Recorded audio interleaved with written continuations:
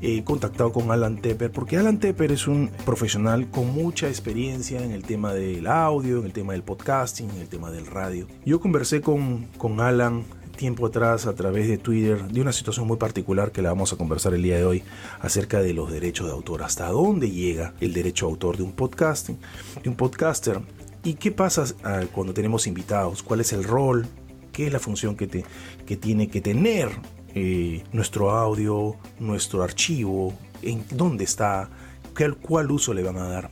Basado en una experiencia que he hablado conversar con Alan. Alan está en Miami, yo en Boston, y le doy la bienvenida a mi programa. ¿Cómo estás, Alan? Un gusto tenerte en mi podcast. Muchas gracias, Juan Carlos. Encantado de acompañarte hoy en tu programa. No, gracias, Alan. Le mandamos un saludo al amigo Melvin, porque el amigo Melvin Rivera también estuvo en esta conversación que yo recurrí a ambos, porque me había pasado, Alan, una situación muy particular. Invité a un invitado, valga la redundancia, para hablar de cierto tema. Y de pronto, este señor, que no produce podcast, lanzó un podcast. Entonces, ese programa había sido bajo auspicio de una compañía acá en Boston. Y yo me doy con la sorpresa que este señor había cortado el audio, había cortado la mención del sponsor y había creado su propio podcast, que no produce podcast. Él solamente es un copy-paste, vamos a decirle. Entonces yo, Alan, con toda esta experiencia y tantos libros que tú has escrito, tantos reviews que haces en este tema, ¿qué hacer en una situación así?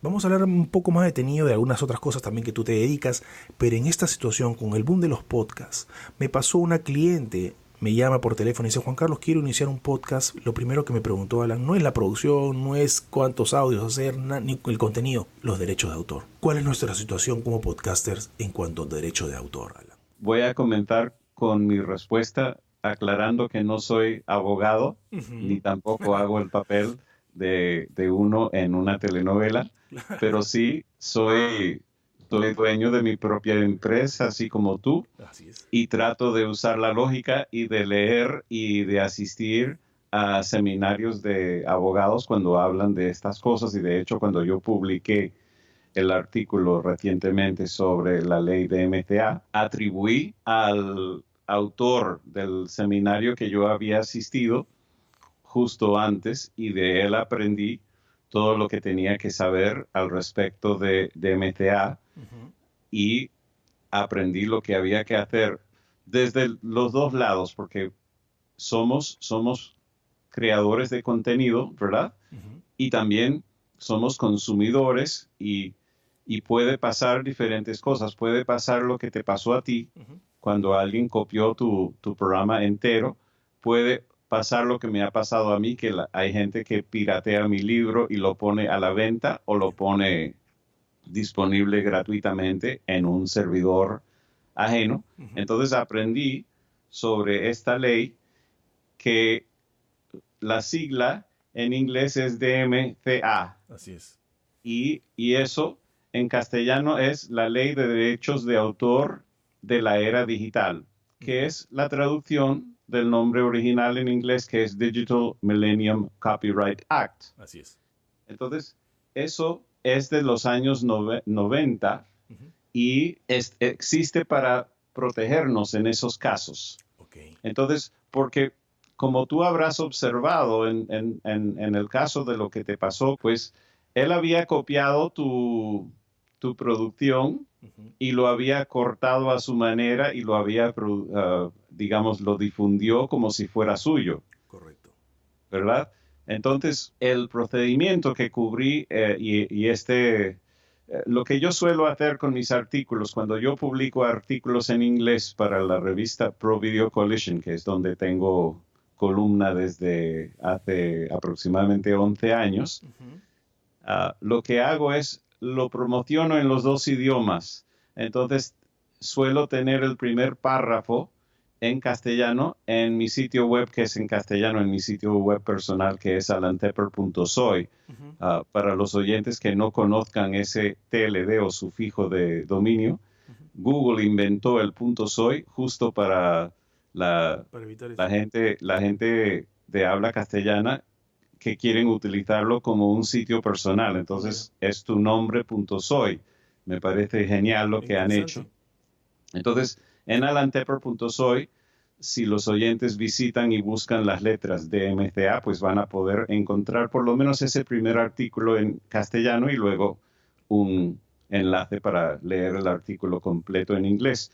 Pues es un proceso donde uno manda el reclamo no al individuo, como en el caso tuyo es, sino al que se encarga de asuntos de MCA del servidor donde él esté hospedado. Oh, sí, ya veo. Y también en el artículo explico cómo averiguar, porque a veces no es tan inmediatamente obvio cómo se llama el servidor donde esté hospedado. Y se le escribe con un lenguaje, existe una carta, digamos, prehecha donde uno solo cambia los nombres y los apellidos y las fechas y los nombres del contenido. Un formato. Exacto, un formato prehecho. En mi caso, yo lo he tenido que hacer con mis libros. En tu caso, tú lo podrías hacer con tu programa. Pero en todo caso, se le hace el reclamo no al acusado, al infractor, sino a la gente que maneja su servidor web. Entonces, básicamente la carta dice que según la ley de MCA, usted tiene que remover. Sí. Primero hace mención de dónde está el material original para que esa persona pueda investigar.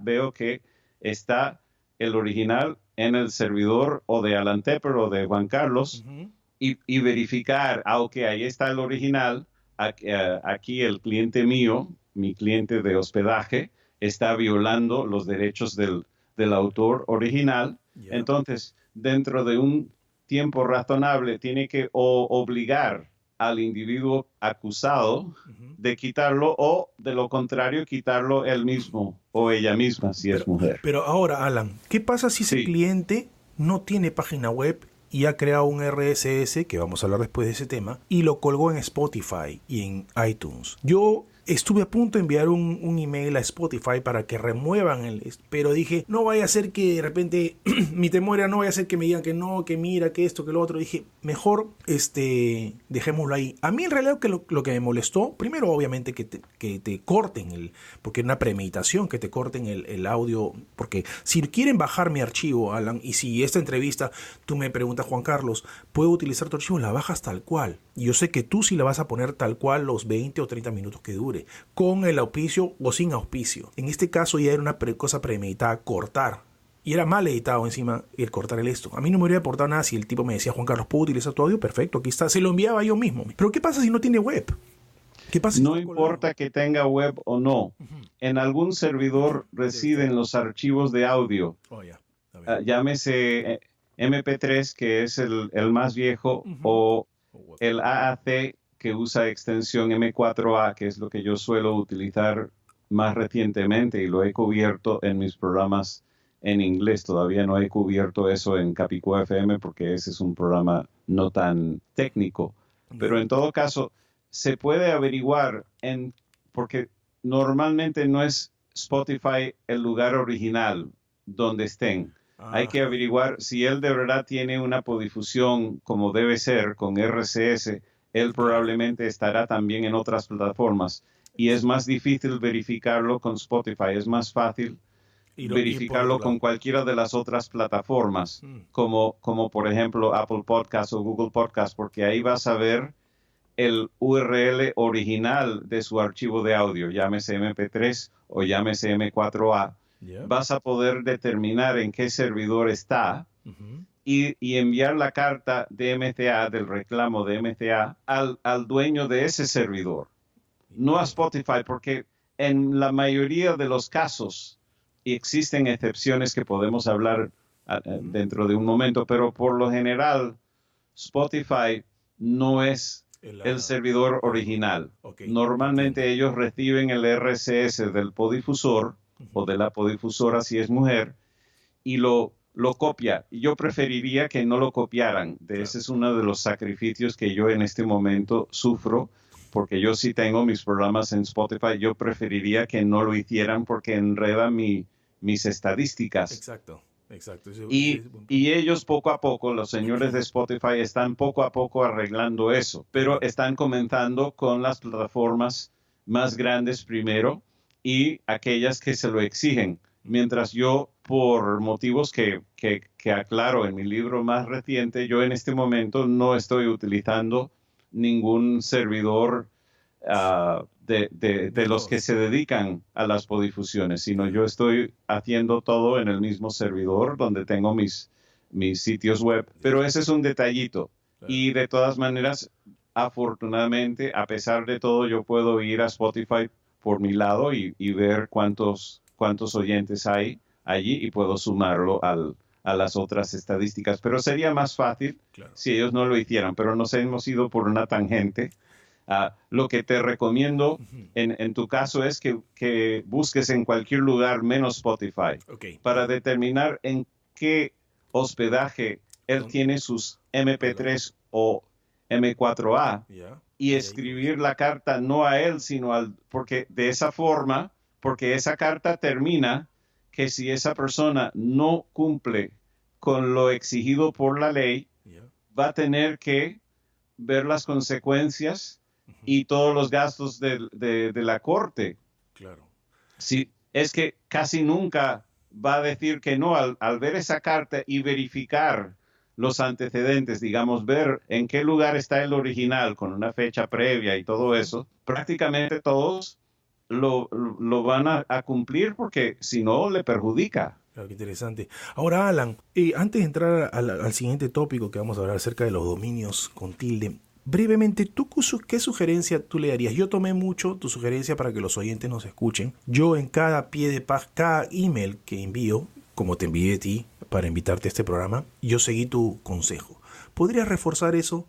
¿Qué poner o qué sugerir en un email o una carta o en un archivo cuando tenemos un invitado en nuestro podcast?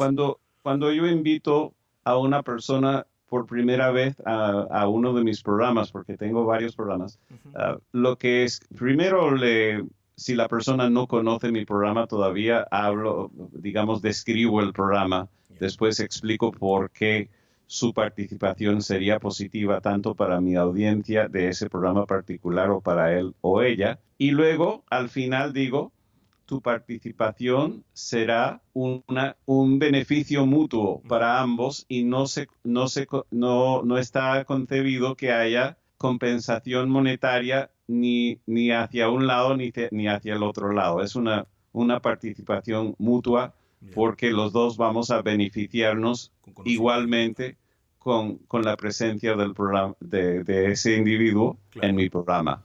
Ok, perfecto. Entonces, qué buena sugerencia para que los oyentes que nos están escuchando sigan ese consejo. Yo lo seguí y realmente que me siento un poco más tranquilo en eso. Alan, conversemos acerca de los dominios con tilde. Obviamente el español es una lengua que maneja el tilde, el acento. ¿Qué relación tiene esto con los podcasts a la hora de crear un dominio de la página web? Para mí el que los podcasts cuenten con una página web es de mucha ayuda porque pueden ser encontrados cuando uno escribe un artículo y adiciona el audio, etcétera, porque hay todavía un issue ahí en que se encuentre o no el audio por Google, etcétera. ¿Qué beneficios tiene esto? Cuéntame un poco acerca de los dominios con tilde. ¿Están ligados a los podcasts? No, cualquier sitio web puede tener tildes.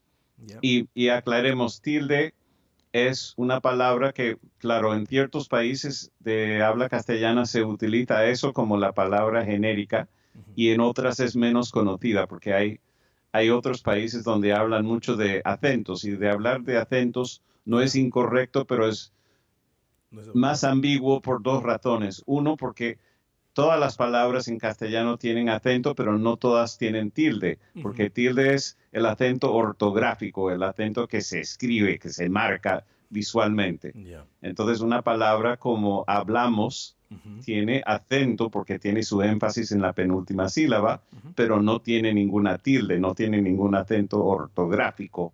Claro. Entonces, y además la palabra tilde abarca más cosas. Cualquier asunto que vaya arriba de una letra, llámese diéresis o llámese una letra especial como la ñ, que es especial para otros idiomas. Exacto. Eso también se llama tilde, así que la palabra tilde es más grande. Y afortunadamente con los idiomas IDN, que es una sigla en inglés que quiere decir International Domain Name, así es. o nombre internacional de dominio, existen desde hace muchos años y siempre se recomienda comprar la pareja. ¿Por qué? Porque hay mucha gente que es o floja o no tienen el teclado necesario para escribir la versión con tilde. Entonces, un ejemplo que mencionamos más temprano en esta conversación es alantepper.soy. Yo en alantepper.soy tengo la tilde en mi apellido, en Tepper, pero la gente, si la gente escribe alantepper.soy sin escribir ninguna tilde, llega. ¿Y por qué llega? Porque he comprado la pareja de los dos dominios. Ajá. Tengo alantepper.soy con y sin. Y de esa manera, la mayoría que lo van a escribir sin tilde llegan y como por acto de magia aparece la tilde en su navegador. Qué interesante.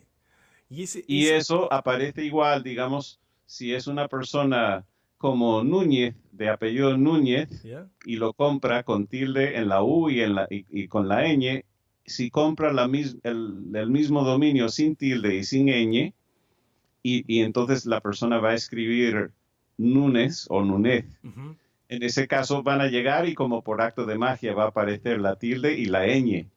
Claro. Entonces, ahí es donde y no hay que pagar doble hospedaje, porque simplemente uno está redirigido al otro.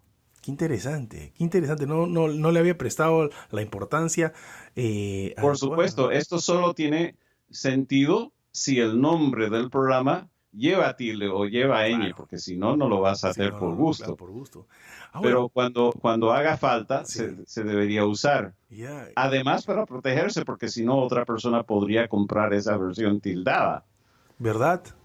Qué interesante. Y como que ahí complica el identificar a uno o al otro. Alan, un buen diseño de web obviamente ayuda a cualquier tipo de negocio. Háblanos un poco acerca... Yo te voy a hacer una pregunta, estamos hablando de podcast. El HTTPS y tener un SSL, que es el Secure Socket Layer, y el TLS, ¿cómo influye esto en los podcasts?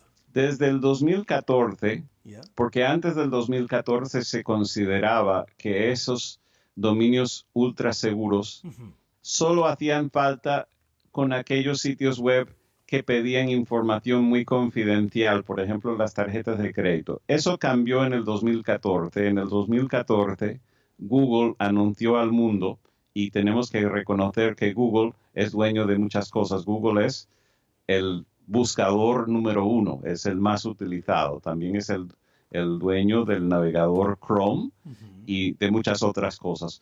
Pero la compañía Google declaró que querían que todo el mundo utilizara el HTTPS forzado en todas partes, en todo momento. Eso quiere decir que si van a alantepper.soy sin escribir HTTPS, aparece. ¿Por qué? Porque está forzado.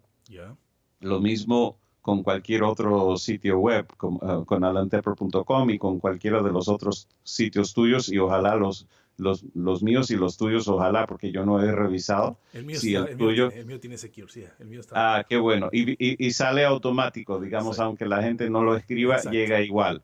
Entonces aparece inmediatamente el candado. Así debería ser, porque hay muchas ventajas para el usuario. De esa manera, toda la comunicación entre su computadora y el servidor a donde vaya es comunicación cifrada. Quiere decir que si escribe cualquier cosa personal, llámese su correo electrónico, su tarjeta de crédito o algo así, nadie que esté oyendo la conversación, oyendo entre comillas, o copiando la información, va a ver garabatos. Otra ventaja es la privacidad, porque al estar conectado allí, esto junto con otra cosa que podemos hablar después si quieres, significa que el proveedor local de Internet no se va a poder dar cuenta de qué lugares visitó la persona.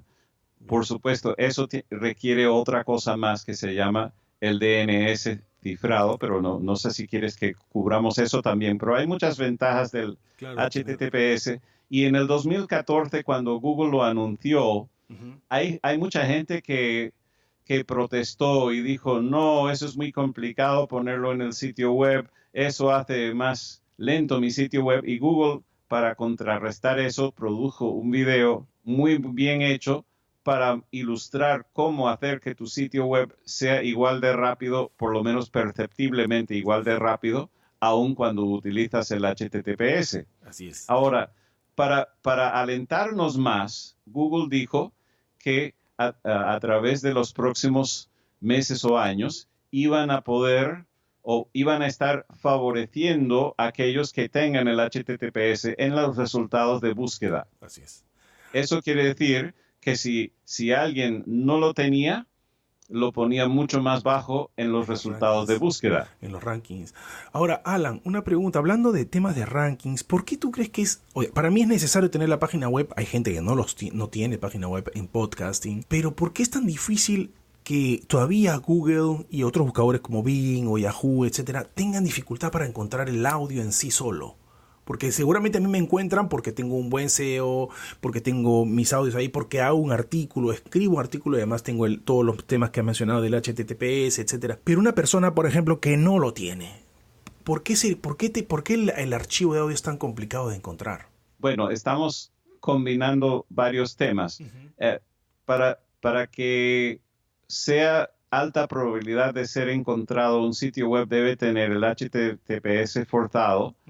Y hay otros puntos donde Google y los otros buscadores favorecen que sea óptimo para los aparatos móviles. ¿Por qué? Porque hoy en día las búsquedas responsive, o ahora te voy a decir cómo se llama en castellano, eso es una forma de lograrlo, pero no es la única forma de lograrlo, porque de hecho, antes era más común hacer un sitio web más simplificado para los aparatos móviles, pero cualquiera de los dos, el responsive, que ahora no me acuerdo de la palabra en castellano, pero cuando lo recuerde lo diré, o una versión óptima para los móviles que sea una versión más simplificada. Cualquiera de los dos es premiado por el buscador Google. Entonces, hay puntos que estamos hablando que pueden lograr que uno tenga mayor éxito al estar, como tú dices, ranking más alto. Uno es el HTTPS forzado. Otra cosa es ser optimizado para los aparatos móviles. ¿Eso qué quiere decir? Que si lo estás viendo en un aparato móvil, como una tableta o un teléfono móvil inteligente, llámese iPhone o Android hoy en día, que sea fácil de leer sin tener que modificar, sin tener que magnificar y deslizar mucho. Claro. Digamos, inmediatamente el texto es legible. Antes significaba otras cosas. Yo recuerdo que hace 11 años creo que el primer año donde publiqué artículos en la revista Pro Video Coalition era para advertir a la gente que no usara Flash. Había mucha resistencia, sobre todo los diseñadores gráficos decían, Alan, pero el Flash es lo máximo, ¿cómo puedes recomendar?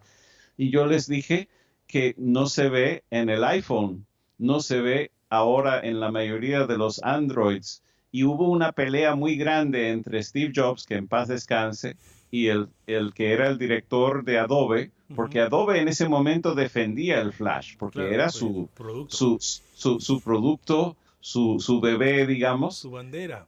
Sí, pero ahora, hoy en día, Adobe está avergonzado del Flash. Quieren ayudar a la gente a alejarse del Flash. Pero yo recuerdo hace 11 años que había muchos diseñadores gráficos que decían, no, Apple ya va a permitir el Flash en el iPhone. Y eso nunca pasó. Y menos mal, porque causaba problemas de consumo de batería, entre otras cosas. Claro. Así que estamos mucho mejor con el HTML5 que con el Flash. Claro, obviamente. Pero hoy en día significa lo otro que mencioné al principio, que sea legible inmediatamente sin tener que magnificar y deslizar. Por supuesto, es normal tener que deslizar, pero por lo menos no hay que magnificar porque ya viene legible, porque se ajustan los márgenes de un texto para que sea legible inmediatamente en un aparato móvil. Claro. Ahora, Alan, ¿sugerirías que todos los podcasters que nos dedicamos al podcast como un tema de negocio, como un tema de pasión, deberían tener una página web? En mi opinión, deben tener un sitio web propio y deben tener el propio dominio de ellos en su RSS, que es el tema de mi libro más reciente y por supuesto podemos conversar eso un poco más en detalle. Justo ahorita te iba a preguntar acerca del RSS. Yo trabajo con una empresa, una americana, hosting, que tengo mi RSS. Y tengo, entre comillas, el dominio de mi RSS. Yo sé dónde está y sé cuál es mi RSS. Yo voy y lo encuentro y está ahí específicamente en el hosting. Antes de entrar a la pregunta, Alan, yo he observado que la gente, que podcasters o gente que se inicia en este negocio, con el afán de tener presencia rápida, porque una de las cosas que la gente cree que esto quiere lograr todo en menos tiempo. Y no, esto toma tiempo. Dan su RS a cualquier persona o network, esas network de podcasters que, bienvenidos podcaster, que hacemos todo y que vamos a darte fama en corto tiempo. Y entregan su RSS. Y al final tú nunca sabes dónde está ese RSS. ¿Me entiendes? La gente puede estar ganando dinero con tu RSS a través de publicidad, etcétera, etcétera. Cuéntanos un poco. Yo sé que tú tienes tu propio RSS y no en un hosting como yo lo tengo, por ejemplo. Cuéntanos un poco acerca de ese, cuál es la ventaja, desventaja, cómo lo creas, cómo funciona eso. La mayoría de la gente que yo he observado tiene sus archivos de medios, digamos de audio, los tienen en alguna de las compañías dedicadas específicamente a la podifusión. Así es. Y las más fuertes en Estados Unidos, bueno, la más grande de todas se llama Libsyn. Y después yo considero que, yo no tengo estadísticas exactas, pero mi impresión es que la segunda es Blueberry y la tercera es Spreaker. Y después hay un montón de nuevos que han llegado, pero la mayoría no te permiten utilizar tu propio RSS con tu propio dominio. Y en el libro hago una comparación entre 4 opciones. Y esas 4 opciones incluyen hacerlo con Libsyn, porque Libsyn sí lo permite, aunque cobra dinero adicional y lo hace un poco más complicado, que puedo dar los detalles si quieres. Blueberry, lo predeterminado. Spreaker está completamente descartado porque no lo permite para nada. Y hay otro que se presenta mal al público porque sí lo permite, pero lo tienen muy, muy escondido en su sitio web.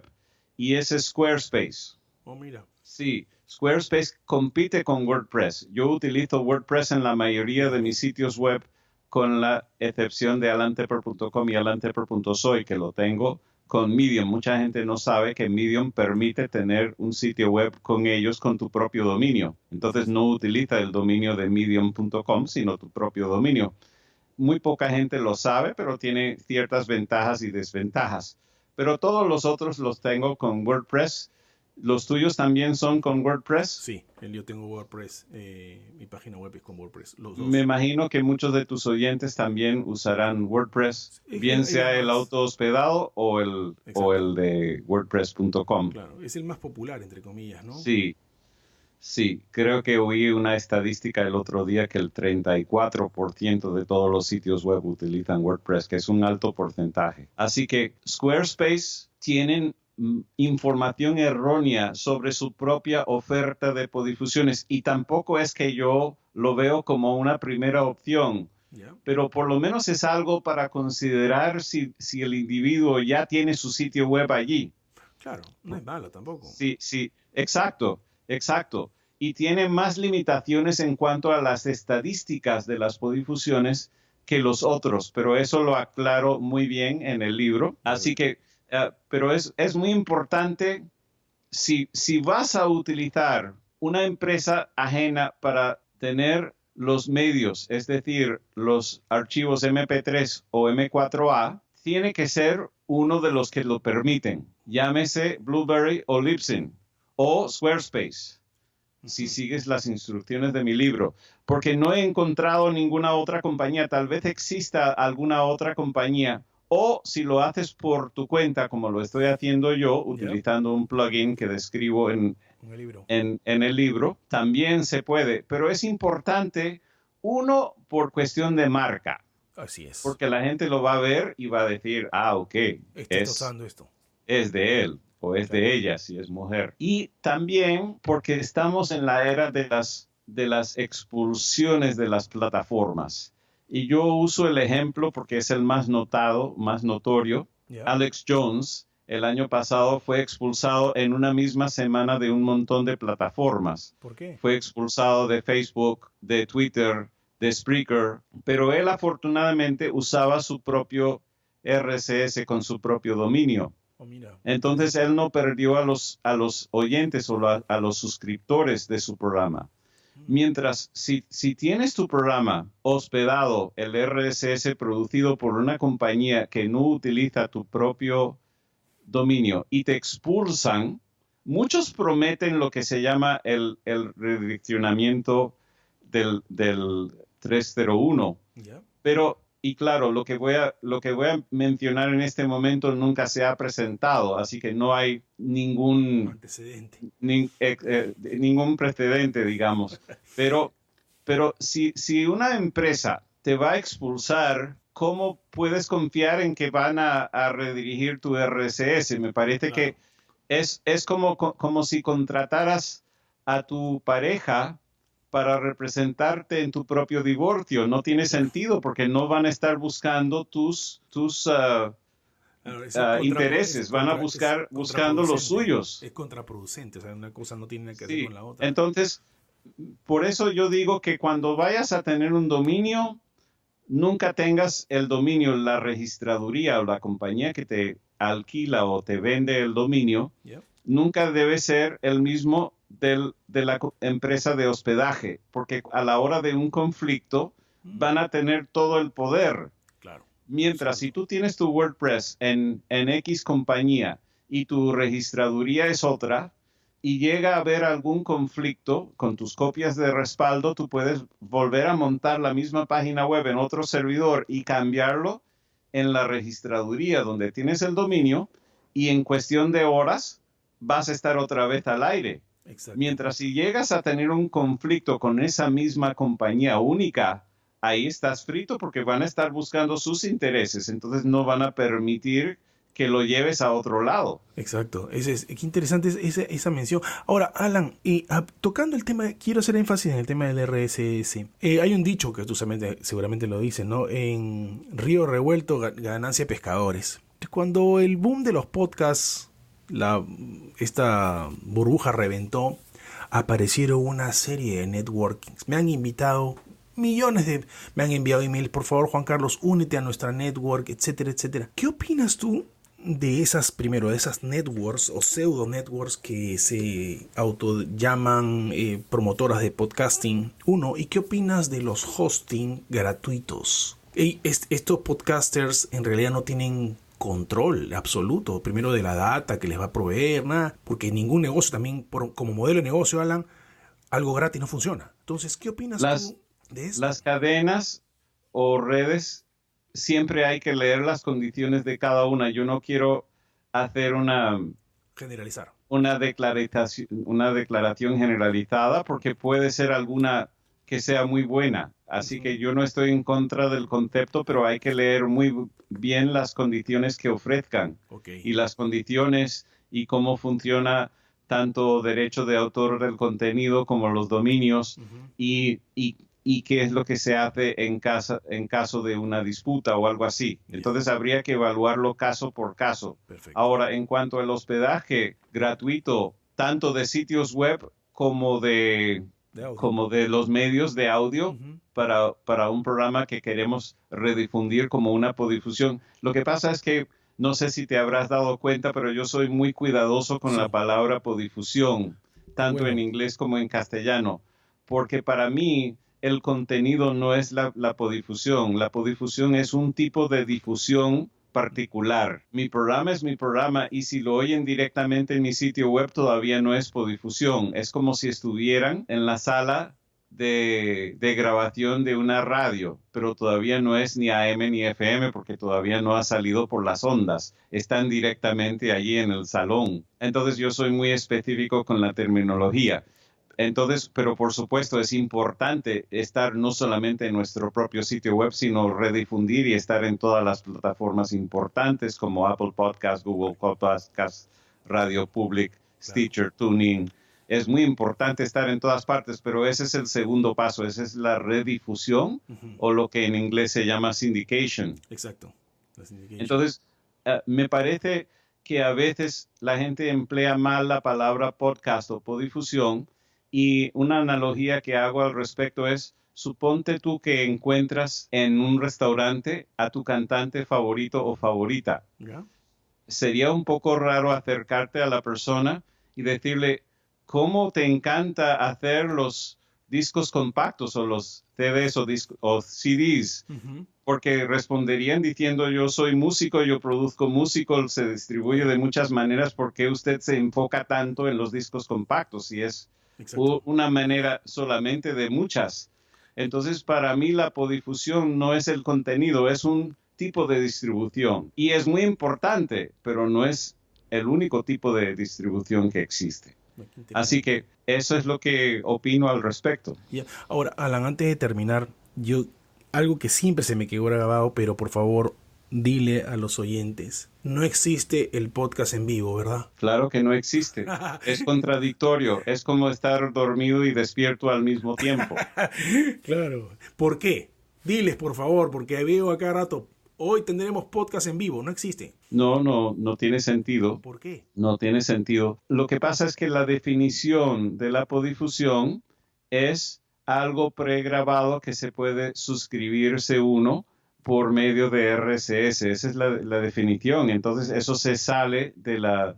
Es como decir que tengo un disco compacto en vivo. No, el disco compacto siempre es pregrabado. Claro, interesante. Ahora, hay otras maneras de usar la palabra en vivo o en directo. Por ejemplo, cuando haces una producción de principio a final sin editarlo, eso a veces lo llaman en vivo o live o directo, así como a veces uno compra un disco de un cantante de un concierto en vivo. Quiere decir que no hubo alteraciones, pero ese es otro uso de la palabra. Qué interesante, qué interesante. Es un tema bastante amplio.